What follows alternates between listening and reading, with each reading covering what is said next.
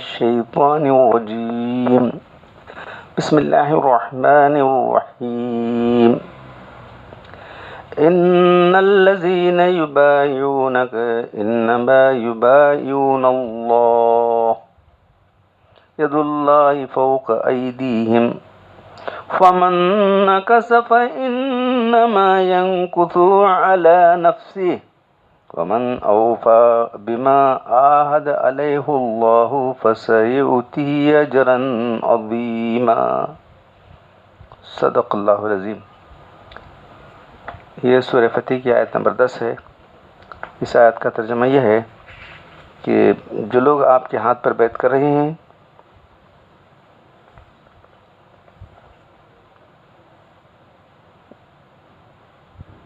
وہ ان کے ہاتھوں پر اللہ کا ہاتھ ہے، وہ اللہ سے بیعت کر رہے ہیں، ان کے ہاتھوں پر اللہ کا ہاتھ ہے۔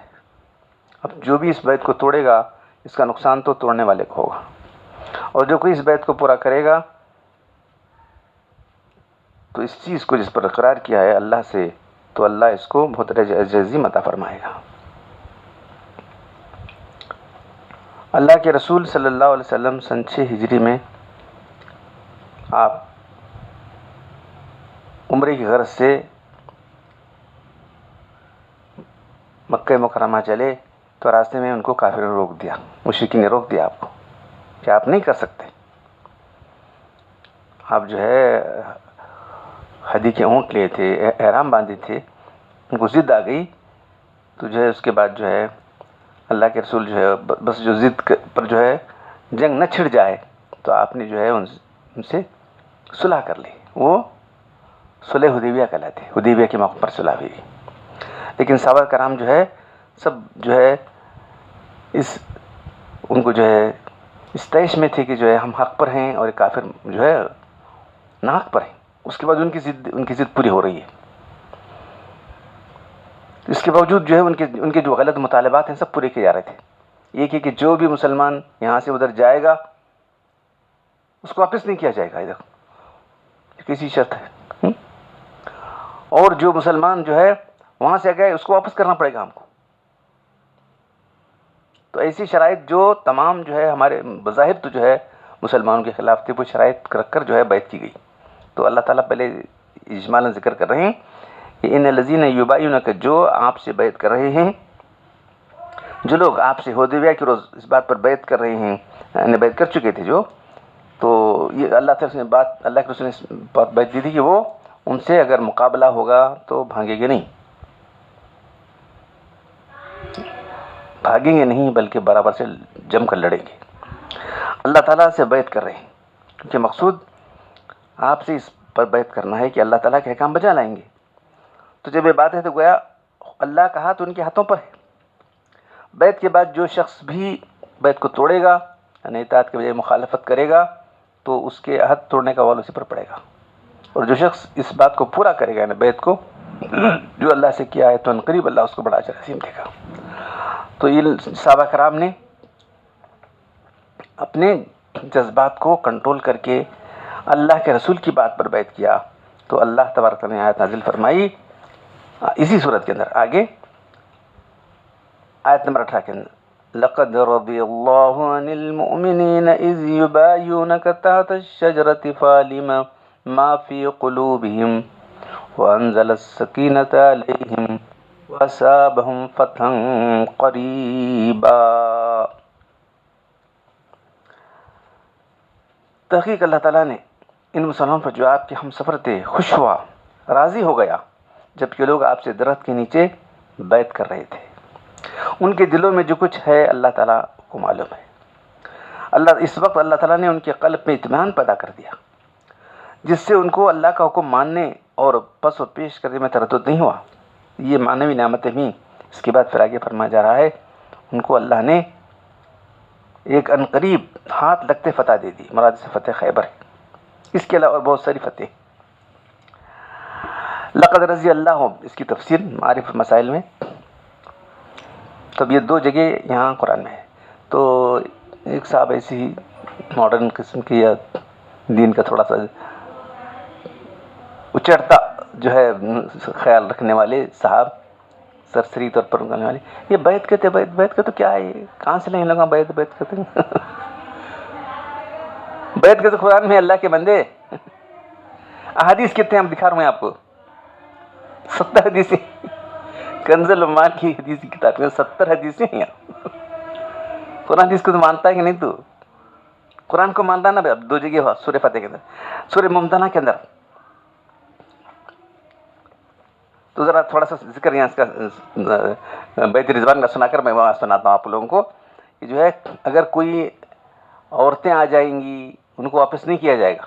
مرد ہے تو واپس کرنا تھا، تو کوئی عورت آ جائے وہاں سے، مکہ سے بھاگ کر آ جائے تو اس کو واپس نہیں کیا جائے گا. تو اللہ کے ان سے بیعت لے کر دیتے عورتوں سے جو آ رہی ہیں کہ ایسی کسی اور مقصد سے آ رہی ہیں یا دین کے مقصد سے آ رہی ہیں دیکھنے کے لیے. تو یہ جو ذکر یہاں آیا ہے رضی اللہ، لقد رضی اللہ، تحقیق اللہ راضی ہوا ان ایمان والوں سے جو درخت کے نیچے آپ سے بیعت رہے تھے. مراد بیعت حدیبیہ ہے. اس کا ذکر اس سے پہلے آیت نمبر 10 میں آ چکا ہے. اس کو بیعت رضوان کہا جاتا ہے. مقصود اس سے کہ شرکا بیعت کی مدح، ان کی تعریف، ان کے عہد پورا کرنے کی تاکید ہے. صحیحین میں صحیح مسلم، صحیح بخاری کو صحیحین کہتے ہیں. ارے جابر کی روایت ہے کہ حدیبیہ کے دن ہماری تعداد 1400 تھی. ہم سے اللہ کے رسول نے فرمایا کہ انتم خیر اہل الارض، تم تمام روئے زمین میں سب سے بہترین انسان ہو، انسانوں میں سب سے بہترین ہو. صحیح مسلم کی روایت میں ہے لا يدخل النار احد ممن بايع تحت الشجرة، جو لوگ نے درخت کے نیچے آپ اللہ کے بیعت کی وہ کوئی بھی جہنم میں نہیں جائے گا. اس لیے اس بیعت کے شرکا کی مثال شرکا بدر کی سی ہے. جیسے اس کے متعلق بھی اللہ کے تعالی اللہ میں قرآن حدیث میں رضا الہی اور جنت کی بشارتیں. اس طرح شرکا بیعت رضوان کے تعلق سے بشارت آئی. تو یہ بشارتیں اس بات پر شاہد ہیں کہ ان سب کا خاتمہ ایمان اور اعمال صالح اور اللہ کی مرضی پر ہوگا، کیونکہ یہ رضا الہی کا اعلان ہے. یہ اعلان اللہ کی رضا کا اعلان، اللہ کی رضا کا ضمانت دے رہا ہے. تو اس لیے جو لوگ صحابہ کرام پر تان تشنی کرنا، ان کی لغزشوں میں غور و فکر کرنا، یہ آیت اس کے خلاف یاد رکھو. اللہ تعالیٰ ان کے لیے کہہ رہا ہے کہ اللہ تعالیٰ ان سے راضی ہوا ہے اور تم جو ہے ان کی تنقید کرتے ہو، ان پر تان کرتے ہو، یہ کیسی بات ہے؟ تفسیری مضری کے خیار امت کے متعلق اللہ تعالیٰ نے غفران و فضل کا فیصلہ فرما دیا.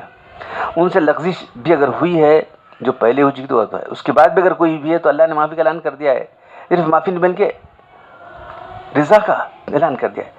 پھر ان کے ایسے معاملات جو مستحسن نہیں، غور و فکر اور مباحث کا میدان بنانا بدبختی اور بظاہر ذات کی مخالفت ہے جو بھی کر رہے ہیں. وہاں جو درخت تھا جس کے نیچے جو ہے اللہ کے رسول نے ایک ببول کا درخت تھا، اللہ کے رسول کے بعد کچھ لوگ وہاں جا کر جو ہے درخت کے نیچے نماز پڑھتے تھے. حضرت عمر رضی اللہ تعالیٰ عنہ بڑے دور انداز تھے، ان کو آ کے کہیں آگے چل کر اس درخت کی پرستش نہ ہو جائے، پرستش شروع نہ ہو جائے، تو انہوں نے عزت کٹوا دیا. تو درخت کا جو پہلے تو اصل بات یہ ہے، حضرت طارق بن عبد الرحمن فرماتے ہیں کہ میں ایک مرتبہ حج کے لیے گیا تو راستے میں میرا گزر ان لوگوں پر جو ایک جگہ جمع تھے اور نماز پڑھ رہے تھے. انہوں نے سے پوچھا کون سی مسجد ہے جو لوگ یہاں نماز پڑھ رہے ہیں؟ کہا کہ درخت جس نے اللہ کے لیے بیعت دی تھی. اس کے بعد سعید بن مسیب کے پاس حاضر ہوا تو اس واقعی خبر ان کو دی. انہوں نے کہا کہ میرے والد ان لوگوں میں سے تھے جو اس بیعت رضوان میں شریک ہوئے تھے. انہوں نے اسے فرمایا کہ جب ہم اگلے سال ہی جا کر تلاش کیے تو ہم کو یاد نہیں رہا درخت کون سا ہے. تو پھر فرمایا کہ اللہ کے صحابہ میں خود جو بیعت میں شریک تھے ان کو پتہ نہیں تھا ان لوگوں کو کیا معلوم ہو سکتا ہے، اندازے سے کر رہے تھے. تو حضرت عمر رضی اللہ تعالیٰ عنہ کو یہ بھی جو ہے پسند نہیں آیا کہ وہ درخت وہ نہیں ہے، پھر بھی خطرے ابتلا شرک کا تھا اس لیے وہ قطع کر دیا حضرت کو. تو یہ بیعت رضوان تو ممتحنہ یعنی جس کی آزمائش کی جائے گی. تو جو عورتیں آتی تھیں ان کو آزماؤ، دیکھو، پوچھ کر ان سے بیعت لو. اللہ تعالیٰ فرما رہے ہیں وہ بھی جو عورتیں آ رہی ہیں آنے کے بعد جو ہے جو مرد آئے تو واپس کرنا تھا صلح حدیبیہ کے اندر. یہاں جو عورتیں اگر آ رہی ہیں تو ان کی جو ہے پوچھ پاچھ کرو. پوچھ تاچھ کرنے کے بعد جو ہے اگر واقعی وہ دین کی خاطر آ رہی ہیں تو ان کو واپس مت کرو. عورتوں کی بیعت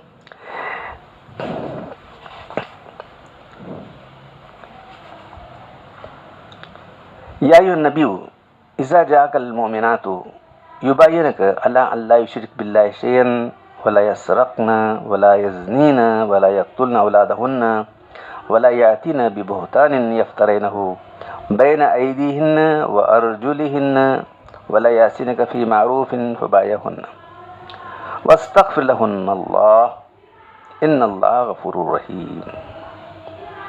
یہ آیت نمبر 12 ہے. اے نبی، جب آپ کے پاس مسلمان عورتیں آئیں بیعت کرنے کے لیے تو اس بات پر کہ وہ اللہ کے کسی کو شریک نہیں ٹھہرائیں گی، چوری نہیں کریں گی، بدکاری نہیں کریں گی، اپنی اولاد کو قتل نہیں کریں گی، اور اپنے ہاتھوں پیروں سے کوئی طوفان کر نہیں لائیں گی، اور معروف باتوں میں آپ کی نافرمانی نہیں کریں گی، تو آپ ان سے بیعت کیجیے، ان کے لیے اللہ سے استغفار مغفرت طلب کیجیے، بے شک اللہ بہت معاف کرنے والا اور رحم کرنے والا ہے. اس آیت میں مسلمان عورتوں سے ایک تفصیلی بیعت کا ذکر ہے، جس میں ایمان وقائد کے ساتھ احکام شرعیہ کی پابندی کا بھی ذکر ہے. تو اللہ کے رسول عام طور پر سب بیعت لیتے مسلمانوں سے، ایمان مردوں سے صرف اسلام کی بیعت لیتے تھے، لیکن کبھی تفصیل بھی لی، یہاں حدیث کتاب میں ہے. ام عطیہ سے بسند بغوی، میں چند عورتوں کی میت میں اللہ کے خدمت میں بیعت کی تو آپ نے احکام شرعیہ کی پابندی کا بھی ہم سے معاہدہ لیا. اس کے ساتھ پھر آپ نے کلمات فرمائے، فیما استطعتن واطقتن، جتنی تمہاری استطاعت اور طاقت ہے. دیکھیے، یہ تو بغیر کسی شرط کے جو ہے لوگ بیعت کر رہی تھی خواتین. اللہ کے رسول صلی اللہ علیہ وسلم نے کہا کہ جہاں تمہاری استطاعت ہے، جہاں تک تمہارے میں طاقت ہے، تو کسی اضطراری حالت کے اندر خلاف ورزی ہو جائے تو عہد شکنی میں داخل نہ ہو. صحیح بخاری میں حضرت عائشہ رضی اللہ عنہ سے اس بیعت نساء کے تعلق سے فرمایا گیا، عورتوں کی بیعت صرف گفتگو اور کلام کے ذریعے سے بھی، مردوں کی طرح جو ہاتھ پر ہاتھ رکھنے کا دستور ہے، عورتوں کی بیعت میں ایسا نہیں کیا گیا.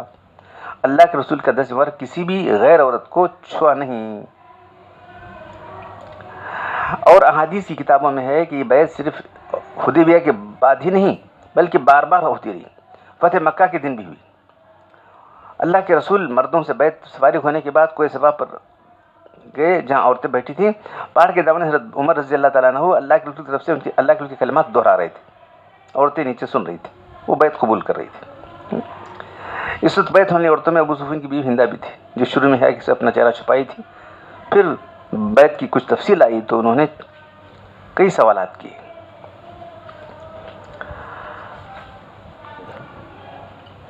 تو بہرحال صرف یہ آپ کو یہ بتانا ہے کہ جو ہے بیعت کوئی غیر معروف چیز نہیں شریعت کے اندر. تو کل جو آپ کے سامنے بات آئی تھی کہ جو ہے اللہ کے رسول کا اصل فریضہ رسالت کیا تھا؟ تزکیہ نفس، نفوس انسانی کا تزکیہ تھا. وہ طریقہ شروع ہوتا تھا بیعت کے ذریعے سے. جو اسلام قبول کرتے تھے ان سے آپ جو ہے بیعت لیا کرتے تھے. تو جو لوگوں کو علم نہیں ہے، نواقض کی بنا پر جو ہے کہا کہ بیعت ہے کیا ہے، بیعت کہتے اس طرح سے کہتے. تو اصل بیعت کے معنی کیا ہے؟ بیع کے معنی بیچنا. کیا بیچنا ہے؟ جو تمہارے پاس ہے بیچ دو، تمہاری جان و مال بیچ. کس کو بیچو؟ اللہ کو بیچو. اللہ کے جو ہے کون ذمہ دار کون ہے؟ اللہ کی طرف سے کون لینے والے ہیں؟ اللہ کی طرف سے لینے والے اللہ کے رسول ہیں. اس لیے سورہ توبہ کے اندر اللہ تعالیٰ کیا فرماتے ہیں؟ ان اللہ اشتری من المؤمنین انفسهم باموالهم جنہ. اللہ نے ایمان والوں کی جان و مال جنت کے بدلے خرید لی ہے. رکو نمبر 14. ان اللہ اشتری، اللہ نے خرید لی ہے من المؤمنین ایمان والوں سے انفسهم واموالهم بان لهم الجنہ. تحقیق بے شک اللہ تعالیٰ نے مسلمانوں سے، ایمان والوں سے ان کی جان و مال جنت کے بدلے خرید لی ہے. اب کیا کرنا ہے؟ یقاتلون فی سبیل اللہ، اللہ کے راہ میں قتال کرتے ہیں. فیقتلون ویقتلون، پھر قتل بھی کرتے ہیں اور قتل بھی کیے جاتے ہیں. دشمنوں کو، اللہ کے دشمنوں کو قتل کرتے ہیں یا خود بھی قتل کیے جاتے ہیں. وعدن علیہ حقا فی التوراۃ والانجیل والقرآن، اللہ کا سچا وعدہ ہے تورات، انجیل اور قرآن کے اندر. ومن اوفی بعہدہ من اللہ، اور کون وعدے کو پورا کرنے میں اللہ سے زیادہ سچا ہو سکتا ہے. فاستبشروا ببیعکم، خوشی مناؤ اس بیعت پر جو تم نے کی. بیعکم الذی بایعتم بھی، جو تم نے اللہ سے کیا ہے. تو بیع کے معنی बेचना है, खरीद दोनों है। जो अल्लाह से तुमने सौदा चुका लिया, जो मामला है सिर्फ मामला लिखा है उन्होंने। वज़रुल बै इज़ा नूदिया लिस्सलाति, सूरह जुमा के अंदर आता है, वइज़ा नूदिया लिस्सलाति मिन फसअ इला ज़िक्रिल्लाह, वज़रुल बै, छोड़ दो। जब नमाज के लिए अजान दी जाए तो तुम जो है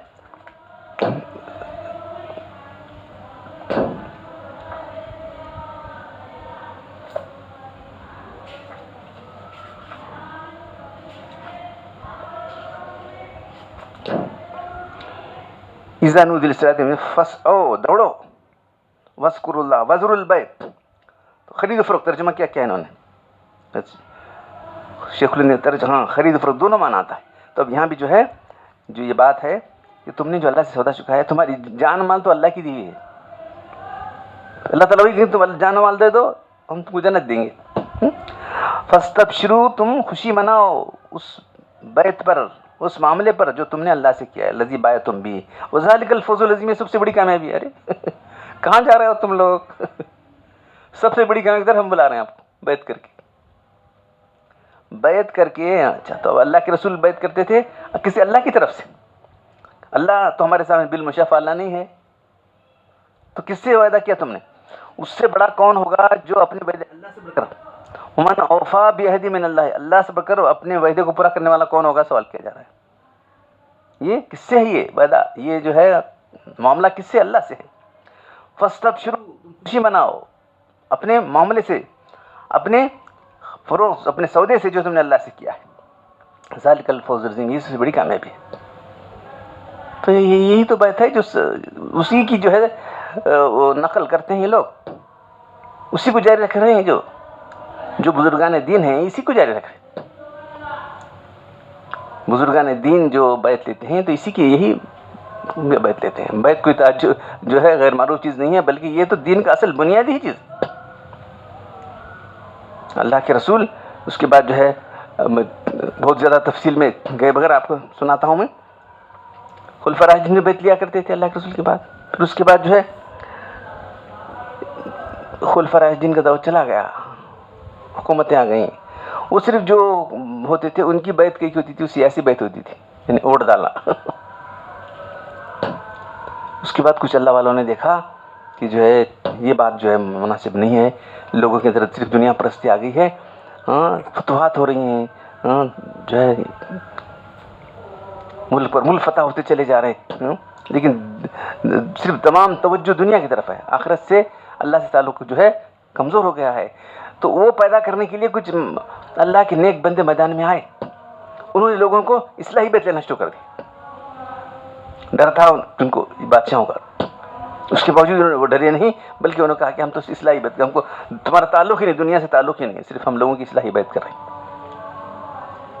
इंसानों के अंदर तज़किया नफ्स के लिए बैत लेना शुरू कर दिया। तो आप सुनकर ताज्जुब करेंगे, जितने भी बड़े बड़े हमारे चारों इमाम सब बैत थे। अभी मकतूबात इमाम रब्बानी के अंदर है, इमाम अबू हनीफा रहमतुल्लाह हर एक का नाम लिखा है, वो किससे बैत थे, उनका इसला ताल्लुक़ किससे था, इमाम शाफ़ी का ताल्लुक़ किससे था, इमाम जो है इमाम अहमद बिन हंबल का ताल्लुक़ किससे था। तो सब फिर ये हदीस के पूरे इमाम ये भी किसी से बैत थे। ये कोई ऐसी चीज़ नहीं है इनकार करने वाली चीज़ जो है इस तरह से निकाल कर फेंक रहे हैं तुम इसको। तो खैर यहाँ बस इतना समझाना था कि बैत जो है एक अहम चीज़ है। हदीस की किताब, ये मशहूर किताब अली मुत्तकी रहमतुल्लाह अलैह बुरहानपुर की किताब है, तो मैं वहाँ भी दिखाया था, लेकिन उसका दूसरा चैप्टर छोड़ दिया था। देखिए बैत के बारे में,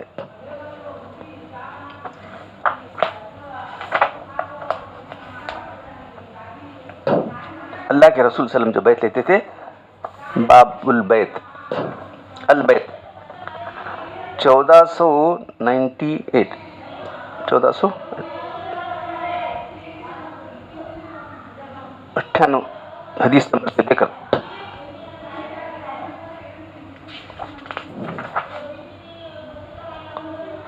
1535 कितने हदीस में 37 कितने हुए 37 हदीस में پھر یہاں 2 باب ہیں اس کے، احکام البیت ایک الگ باب ہے، 446 سے لے کر 409 کتنے میں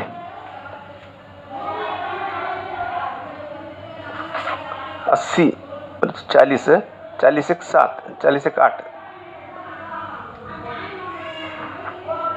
30 ایک 8 کتنے ہوتے ہیں 40 ایک 8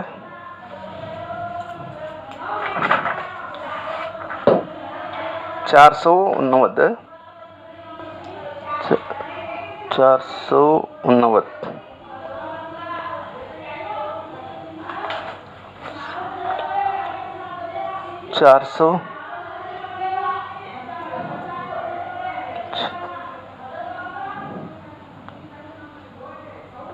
33 33 اور 37 70 حدیثیں 70 حدیثیں اس کتاب کے اندر ہیں. کون ہے؟ علی متقی برہان پوری.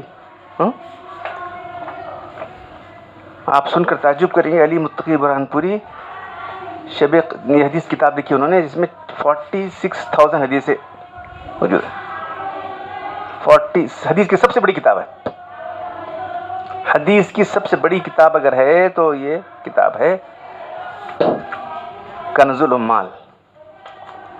شب قدر اللہ کے رسول صلی اللہ علیہ وسلم ان کے خواب میں آئے تو آپ نے پوچھا یا اللہ کے رسول سب سے افضل آدمی کون ہے؟ کہا تو ہے. اللہ کے رسول کہے کو بتائیے کیا اس کی خوشی ہو سکتی ہے؟ سب سے بہتر آدمی تو ہے، افضل آدمی تو ہے. پھر اس کے بعد میرے بات کون ہے؟ تو حدیث کی شرح ہے، وہ لکھنے والے ہیں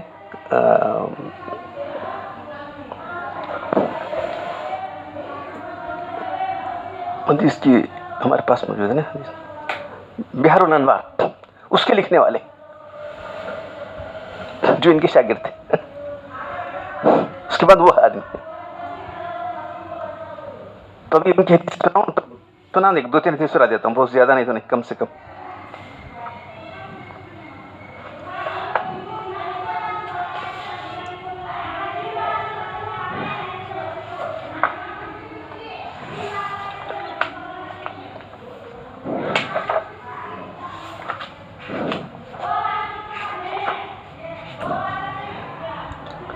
تعالو، اب اس کی روایت کرنے والے ہیں حدیث کی، حدیث 453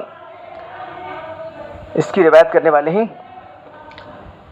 ان عبادہ بن الصامت رضی اللہ تعالیٰ عنہ. صرف جو حدیث لکھ کر بریکٹ میں لکھ دیتے ہیں حدیث کس روایت کی ہے.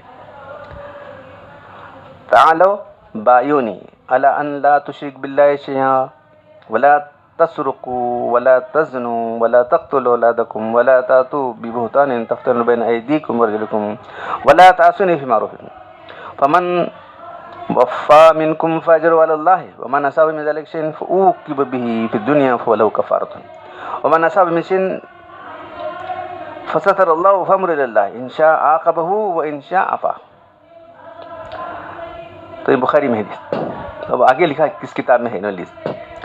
اللہ کے فرماتے ہیں کہ آؤ میرے ساتھ مجھ سے بیعت کرو. کس بات پر؟ اس لیے میں اس بات بیعت کرو کہ اللہ کے سوا اللہ کی کسی نہیں ٹھہرائیں گے، چوری نہیں کریں گے، بدکاری نہیں کریں گے، اولاد کو قتل نہیں کریں گے، کوئی بہتان نہیں تراشیں گے اپنے ہاتھوں پیروں سے، اور معروف باتوں میں میری نافرمانی نہیں کریں گے. پھر فرماتے ہیں جو بھی اس کو پورا کرے گا اس کا اجر اللہ کے ذمہ ہے. جو بھی اس میں جو ہے جس سے نافرمانی ہو جائے گی اسے اس کی دنیا میں اللہ تعالیٰ اس کو سزا دیں گے، اس کے لیے کفارہ ہو جائے گا. اور جس سے نافرمانی ہو گئی اللہ نے اس کو چھپا دیا تو اللہ کے ذمہ ہے، اللہ چاہے تو چھپا دے، اللہ چاہے تو اس کو معاف کر دے. حدیث نمبر 454 حضرت عائشہ یہ حدیث جو ہے ان عقیلہ سے بیان کرتے ہیں. لا امس ایدی النساء، تو اللہ کے رسول کو عورتوں نے بھی ہاتھ بڑھایا تو اللہ میں کسی عورت کا ہاتھ نہیں چھیتا. تو کچھ بھی رو سکتے ہیں عورتوں سے بیعت کرنے والے، ہاتھوں میں ہاتھ لے کے سامنے بیٹھنے والے. اللہ کے رسول نے کہا کہ میں کسی عورت کا ہاتھ نہیں چھیتا. عورتیں بھی جو ہے جب آپ بیعت کرتے ہیں عورتوں نے بھی ہاتھ بڑھائے تو آپ نے کہا کہ جو ہے میرا ہاتھ کسی عورت کے ہاتھ کو نہیں لگے گا بغیر مرد عورت کے.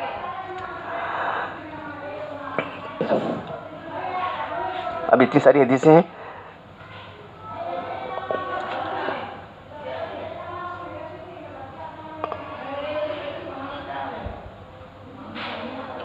تو اللہ کے رسول نے مختلف صورت کیا بایو علی الجہادی وقد ان قتل، جہاد پر آپ نے بیعت دی لوگوں سے.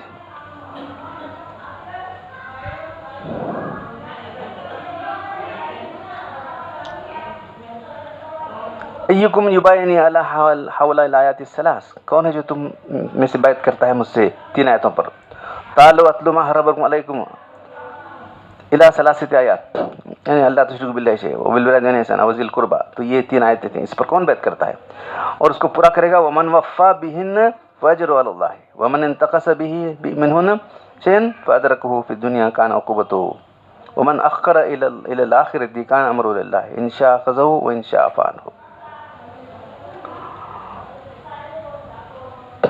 تو یہ حدیثیں جو ہے 70 حدیثیں اس کتاب کے اندر ہیں.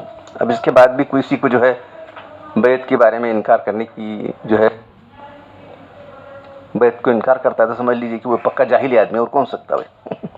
اتنی حدیثیں اس کے لیے سامنے رکھتی ہیں ہم نے، اس کو تعجب ہوتا ہے، اس کا جو ہے اس کی اہمیت کا انکار کرتا ہے. اور پھر تو یہ سلسلہ چلا ہوا ہے، بیعت اس وقت سے چلا ہوا ہے، اب تک بھی چلا ہوا ہے.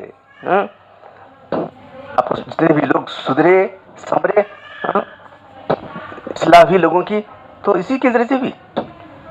ہندوستان کے مشہور جو ہے سیرت نگار سلیمان ندوی رحمۃ اللہ علیہ، سید سلیمان ندوی رحمۃ اللہ علیہ سید الطائفہ کہلاتے، دنیا میں مشہور ہو گئے تھے. ندوہ کے فاضل. پتہ نہیں کیا چیز ان کو لے گئی تھانہ بھون. حضرت تھانوی رحمۃ اللہ علیہ خان کا کو کہا کہ مجھے نصیحت کرو حضرت تھانوی رحمۃ اللہ علیہ باقی حکیم الامت تھے. تو کیا بھائی تم تو اتنے بڑے عالم ہو، اتنے بڑے آدمی ہو، میں کیا نصیحت کروں تم کو؟ بس ہمارے لوگوں کا طریقہ بس یہ ہے کہ اپنے آپ کو مٹا دینا ہے. بس اتنا کہا حضرت اتنا فرمایا کہ اپنے آپ کو مٹا دینا ہے. بس وہاں ان کے پاس تو جو ہے انا تھی. میں حضرت کی بات سنی کہ مجھے مٹا دینا ہے تو بس زار خطر شروع کر دیا. یہاں مٹا دینا ہے، یہاں اپنے آپ کو اونچا کرنا نہیں ہے، تواضع اختیار کرنا ہے. یہاں پر کبر اختیار نہیں کرنا ہے، مٹا دینا ہے. بس سننا تھا تاکہ مجھے بیعت کر لو. یہ بیعت نہیں کروں گا. صرف ایک واقعہ سنا رہا ہوں میں. مجھے بیعت کر دو یا تم کبھی بیعت نہیں کریں گے. کب بیعت کریں گے؟ ہاں دیکھو تمہاری کتابوں کے اندر کیا کیا چیزیں ہیں. تمہاری تحقیقات جو ہے جمہور کے خلاف، یہ تحقیقات کو تم پوری طرح نکالنا پڑے گا. جب تم سے کتنا بڑا جو ہے ان کی جو ہے اس پر ہوگا کہ تحقیق کر کے آدمی لکھا ہے، وہ تحقیق سے جو ہے دستبردار ہونا، کتنا اپنے آپ کو مٹانا پڑے گا. تو مٹا دیا انہوں نے. مٹا کر جو ہے لکھ رہا ہے. اللہ کے دیکھیے حضرت تھانوی لا کر رکھ دیا کہ جو ہے حضرت اب تو مجھے بیعت کر لیجیے. حضرت تھانوی نے بیعت کر لیا اور کہا کہ واقعی اخلاص سیکھنا ہے تو سنو، سید سلیمان سے اخلاص سیکھو. اس طرح مشہور واقعہ یاد آ گیا، سنا دیتا ہوں. جگر مراد آبادی معلوم ہے؟ شہنشاہ تغزل کہتے ہیں اس کو. ہم کو جو پی یو سی میں کی تھی جو ہے BSc ڈپارٹمنٹ کتاب تھی کلام جگر کر. ویسے جو رسالے نکلتے تھے ادبی رسالے، شاعر نکلتا تھا اور کچھ اور نکلتے تھے، تو ہم پڑھے تھے آج کل وغیرہ اس میں ان کے بارے میں بہت تفصیل سے پڑھا تھا. تو جگر مراد آبادی جو ہے شہنشاہ تغزل کہلاتے. شراب پیتے تھے لوگ، شاعر تو بالکل لاابالی ہوتے ہیں. پھر اس کے بعد کہا کہ حسن سے کہا کہ جو ہے میرا جی چاہتا ہے کہ تھانہ بن جاؤں، لیکن کیا کروں میں شراب پیتا ہوں نا بھائی. تو ہاں بھائی چھوڑ دو. کیسے چھوڑیں گے؟ یہ ظالم چھٹتی نہیں جو منہ سے لگی ہوئی. پھر اس کے بعد جانا ہی دل میں ٹھان لیا انہوں نے، تھانہ بن جانا. چھوڑنا چاہیے. اس طرح سے جو ہے ارادہ کر لیا کہ مجھے جانا ہے اور چھوڑنا ہے تو چھوڑ دیا. تو اچانک چھوڑنے سے کیا ہوتا ہے؟ ودڈرال سنڈروم کر کے ہوتے ہیں. یہ میڈیکل لوگوں کو معلوم ہے. آدمی کا جسم جو دماغ جس پر ڈپینڈ ہوتا ہے اس کو چھوڑنے کے بعد مختلف سمٹم پیدا ہو جاتے ہیں. بہت ایسا ایسا چھوڑے تو الگ بات ہے. اب جو ہے اتنی زیادہ پیتا ہے اس کو آدھا آدھا آدھا کرتے کرتے کرتے کرتے لا کے جو ہے چھوڑ دیا تو ٹھیک ہے. ایک دم 1 لاکھ چھوڑ دیا تو بہت سارے سمٹم پیدا ہوئے. بس بہت تکلیف اٹھائی, پھر اس کے بعد آ گئے. دیکھیں آپ, پھر حضرت تھانوی کی جو ہے دامن سے لگے رہے. مطلب کیا شعر ہے ان کا, میری طلب بھی تیرے کسی کے کرم کا صدقہ ہے, یہ قدم اٹھتے نہیں اٹھائے جاتے. میری طلب بھی کسی کے کرم کا صدقہ ہے. یہ طلب جو انسان کے دل میں اللہ سے پیدا ہو رہی ہے, یہ اللہ کا کرم ہے. حضرت تھانوی نے فرمایا تمہارا ایسا شعر ہے کہ میرے پاس ہوتے تو میں بہت بڑی تم کو جو ہے انعام کرتا تھا. میرے پاس پیسے نہیں, تم کو بہت بڑا انعام دیتا تھا, تم کو بہت بڑا انعام دیتا تھا. میری طلب بھی کسی کے کرم, یعنی اللہ کے کرم کا صدقہ ہے. یہ قدم اٹھتے نہیں اٹھائے جاتے. ہمارے قدم کیا اٹھتے ہیں, اٹھائے جا رہے ہیں بس. ایسے شاعر تھے جن لوگوں نے اپنے کلام پڑھے جانتے ہیں. ہمارے مولانا حضرت ابو الحسن ندوی رحمۃ اللہ علیہ بھی جو ان کے کلام کو بہت پسند کرتے تھے. ان کی جو کلام, بہت بڑا کلام نہیں, بس 2 حصے چھوٹے چھوٹے ہیں, وہ بھی بہت بڑے نہیں. BCR گو نہیں تھے, لیکن جو تھے جتنا بھی ان کا کلام ہے کہ ایک شعر جو ہے, کیسے کیسے اشعار رہتے جو ہے, دل سا دوست دشمن, کامل رہبر قاتل رہزن, دل سا دوست دل سا دشمن. دیکھیے کیسے شعر ہے. تو بہرحال جو ہے ایک بیت کیا سے کیا بناتی تھی انسان کو, ایک عظیم انقلاب پیدا کر دیتی ہے. ایک انسان میں نہیں, بلکہ جو لوگ بھی سچے معنوں میں بیت ہوئے ہیں, ان کی زندگیاں پلٹ گئیں, انقلاب آ گیا زندگی کے اندر. یہ مولانا روم بہت بڑے عالم, مولوی نشد مولا روم تا غلامی شمس تبرین شد.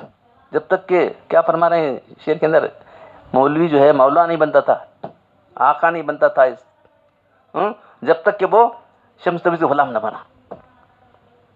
خیر, تو جو لوگ بیت کے بارے میں اعتراض کرتے ہیں, قرآن سے میں نے ثابت کر دیا آپ کے سامنے بیت کیا ہے. اور اب جو احادیث اتنے ہیں, 2-3 واقعات سنا دیے, تو راستہ بیت سے شروع ہوتا ہے. یہ شعوری بیت ہو, بس سب بیٹھے ہیں, بس رسمی بیت کچھ ہونے والا نہیں. جو لوگ رسمی بیت میں ہیں بس وہ جیسے کہ ویسے رہ گئے. تو آدمی کے اندر اصلاح کا ارادہ ہو. مرید کے معنی کیا, ارادہ کرنے والا. مرید کے معنی کیا سمجھ پتہ نہیں لوگوں نے. یہ میرا ارادہ بولتے ہیں نا, میرا ارادہ ہے. ارادہ سے آدمی کام کرتا ہے, ارادے سے. میری خواہش سے کام نہیں کرتا آدمی. خواہش بھی تو میں سوچ رہا ہوں, سوچ سے نہیں کرتا, بلکہ ارادہ کرتا ہے آدمی کام جب اس کے دل کے اندر ارادہ پختہ ہو جاتا ہے. تو مرید کے معنی کیا ہے, اصلاح کا ارادہ لے کے آتا ہے. جب وہ بتایا جاتا ہے اس کو یہ کرو, وہ کرے گا. تو بہرحال جو ہے بیت کے تعلق سے جو غلط فہمیاں لوگوں کے اندر ہیں, اور جو صرف اکثر ناواقفیت کی بنا پر ہیں, اور اس کی اہمیت سے بھی بیت سے واقفیت نہیں, نہ اس کی اہمیت سے واقف ہیں. عام طور پر اکثر صحابہ کرام بیت ہوتے تھے. پھر اس کے بعد تمام خلفاء راشدین تو جو ہے وہ تو بیت لیا ہی کرتے تھے, خلافت کی بیت. پھر جب حالت یہ ہو گئے, خلافت چلی گئی, بادشاہت رہ گئی, تو وہ سیاسی بیت رہ گئی. تو اللہ والوں نے بیت لینا شروع کر دیا. تو یہ سارے 4 سلسلے وہاں سے چلے. 4 سلسلے جو ہے چلے, قادریہ, چشتیہ, نقشبندیہ, اور سب کا سلسلہ جا کے حضرت صحابہ کرام سے ملتا ہے. حضرت ابو بکر صدیق رضی اللہ تعالیٰ سے, حضرت علی رضی اللہ تعالیٰ سے, ان سب سے ملتا ہے سلسلہ. تو اصلاح کا طریقہ کیا ہو, یہ میں آپ کو بتا رہا ہوں. اللہ تعالیٰ مجھے آپ سب لوگوں کو ان سلسلوں میں کسی سے جڑ کر جو ہے اپنی اصلاح کرانے کی توفیق دے. کیوں اصلاح کرنے کی ضرورت ہے؟ اللہ تعالیٰ نے فرمایا قد افلح من زکاہا وقد خاب من دساہا. تحقیق فلاح پا گیا وہ شخص جو اپنے نفس کو سدھارا, نفس کی اصلاح کرا لی, اور ناکام ہو گیا جس نے نفس کو برائی میں دبا دیا. اللہ تعالیٰ مجھے آپ سب کی اپنے آپ کی اصلاح کی طرف توجہ کرنے اور اسی صاحب طریقے سے اصلاح کرانے کی توفیق عطا فرمائے. سبحان ربک رب العزت عما یصفون, وسلام علی المرسلین, والحمد للہ رب العالمین.